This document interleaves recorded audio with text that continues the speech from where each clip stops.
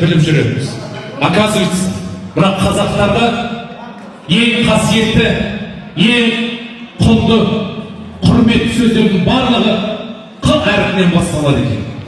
Оған мысал өте көп. Мен қазір айтып отырайын, сіздер өздеріңіз қосылып отырыңыздар. Мысалы, біз кімге сыйынамыз? Құдайға. Құдайға біз кімбіз? Құлмыз. Біз Құдайға не істейміз?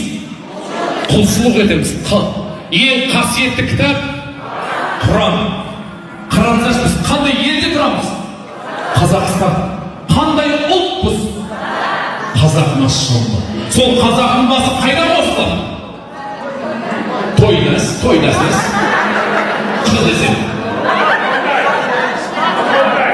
Құрылтай, құдалық, қызықта, қонақта, Құдай сақтасын, қайғыда. Сол қазақтың басы қосылғанда отқа не қояды? Кім кәстүрлі деген?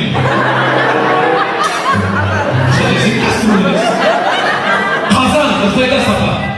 Қазанға не салады? Не сапа?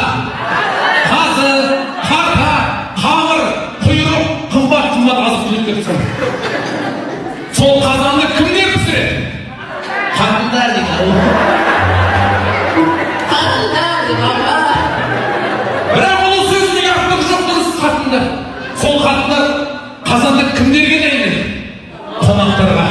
Ал қазақтардың ең құрметті қонақтары кімдер? Құдалар. Бүгінде біздің төрімізден ойындырып орын алған қазағымыздың құрметті қонақтары ол біздің құдалар. Ендеше